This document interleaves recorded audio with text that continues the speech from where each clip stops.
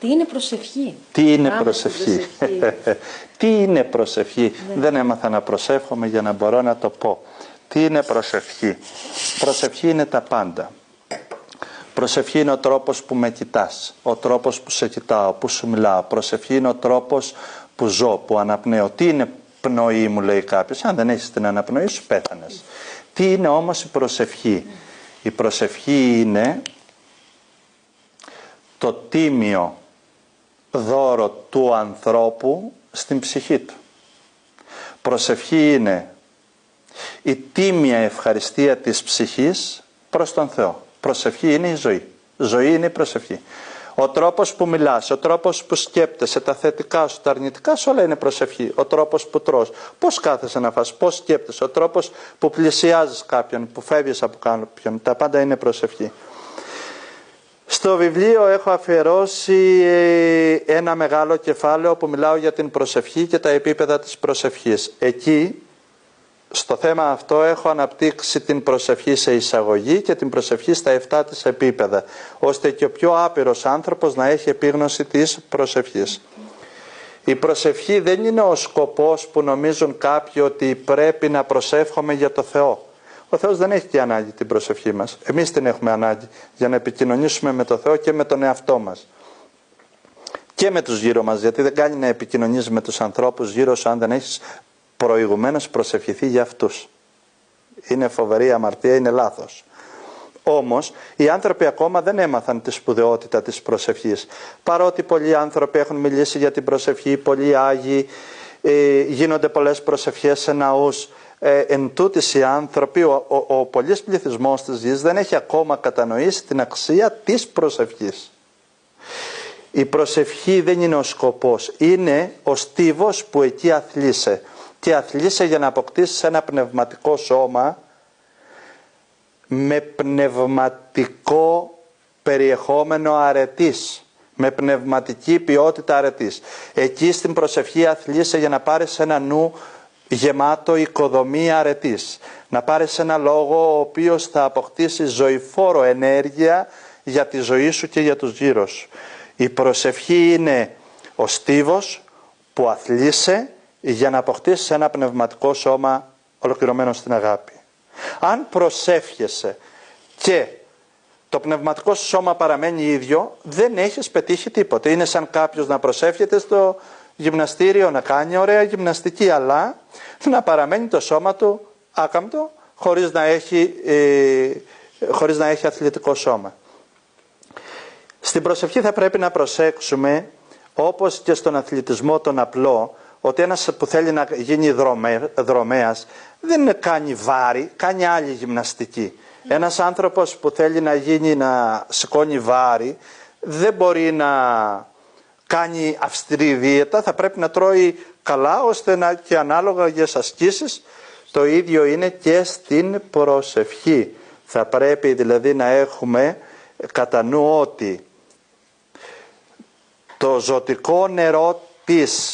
ζωτικό νερό της προσευχής μας θα πρέπει να είναι κατάλληλο για το πνευματικό σώμα που θέλουμε.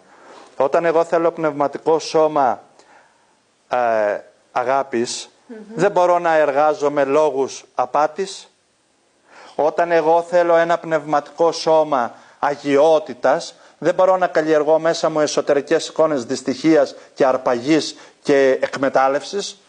Όταν εγώ προσπαθώ να αποκτήσω ένα πνευματικό νου που θα έχει θρησκευτική ευλάβεια, δεν μπορεί να έχω ένα θρησκευτικό νου που έχει εμπάθειες, ούτε μίση, έστω και φαίνονται δικαιολογημένοι. Θα πρέπει δηλαδή η προσευχή μου και οι ασκήσεις, οι λόγοι της προσευχής μου να με αναγεννήσουν στην ποιότητα του πνευματικού σώματος που έχω αποφασίσει, που θέλω, και για να πω και ένα υψηλό που μου ταιριάζει. Γιατί θα ήταν λίγο άτοπο να λέγαμε ότι σε όλους τους ανθρώπους ταιριάζει ο ίδιος τύπος προσευχής ή ο ίδιος τύπος άσκησης ή ο ίδιος τρόπος ζωής. Επειδή στα ανθρώπινα πλάσματα είμαστε πολλά και διαφέρουμε στο νου, γι' αυτό υπάρχουν και χιλιάδες προσευχές και χιλιάδες τρόποι προσέγγισης του κάθε δυστυχισμένου πλάσματος, ώστε σιγά σιγά με την ωριμότητα να ανέβει και να έρθει στο ευτυχισμένο όν, στην ευτυχισμένη προσευχή. Εκεί. Όταν ολοκληρωθεί ο άνθρωπος στην προσευχή, μία είναι η προσευχή μόνο. Η στάση που έχει απέναντι στη ζωή, η στάση αυτή είναι η προσευχή του. Δεν είναι γονατίζω, σηκώνομαι, κλαίω, φωνάζω. Είναι και αυτά, αλλά δεν είναι αυτά. Αυτά τα κάνω για να φτάσω σε μία όριμη στάση ζωής, που θα είναι η ζωή μου όλη μία προσευχή. Ένας καλός ύμνος, με το νου, με την καρδιά μου, με το στόμα μου, με τη στάση της ζωής μου όλης. Τότε, πάνω στην Ιερή Τράπεζα, είναι η προσευχή σου. Ποια είναι η Ιερή Τράπεζα? Ο χρόνος της εδώ ζωής σου. Και ποιο είναι το δώρο που βάζεις επάνω στο ιερό? Είναι η στάση της προσευχής σου. Και τι λέει αυτή η στάση της προσευχής σου πάνω από το ιερό της ζωής? Μα την ποιότητά σου. Αυτή η ποιότητα σε οριοθετεί σαν άνθρωπο εδώ. Αυτή η ποιότητα σε οριοθετεί στην αιωνιότητα εκεί. Γιατί δεν μπορεί να είσαι πικρό και μελαγχολικό και άγαρπον και να μου θες τώρα να πας στον παράδοσο και να είσαι με τα όντα τα λατρευτικά. Όπως δεν μπορεί να είσαι όν ευχάριστο και να φοβάσαι μην πας στη δυστυχία. Αυτά δεν γίνονται. Επομένως η προσευχή είναι η κορύφωση του ανθρώπινου όντως. Μόνο τα ζώα δεν προσεύχονται, έλεγε ένας μεγάλος Άγιος. Έχει δίκιο. Αλλά και επειδή έχω υπάρξει σαν ζώο με πολλά χρόνια χωρίς προσευχή, έπαψα να κατηγορώ και τα ζώα. Ο άνθρωπος που θα ολοκληρωθεί στην προσευχή, ο τρόπος της ζωής του είναι η προσευχή. Προτού την προσευχή, έχει μεγάλη σημασία, είναι ο νους της φιλοσοφίας. Η φιλοσοφία, όταν ολοκληρωθεί μέσα στον άνθρωπο, σπρώχνει τον άνθρωπο, οδηγεί τον άνθρωπο, τον κατευθύνει τον άνθρωπο να ζήσει σαν προσευχή, να γίνει προσευχή. Όταν ο άνθρωπος μπει στην προσευχή, δεν χρειάζεται καμία φιλοσοφία. Αλλά τι γίνεται? Η φιλοσοφία που έχεις, όταν ζεις στην προσευχή, γίνεται πράξη, γίνεται έκφραση. Είναι η ζωή σου. Αυτή είναι η προσευχή σου. Όλα είναι προσευχή. Και όπως γράφω στο βιβλίο, ο Θεός από αγάπη χώρισε την προσευχή σε επίπεδα. Να μην πιάνεται ο αρνητικός λόγος για προσευχή και έπρεπε να μας κάψει.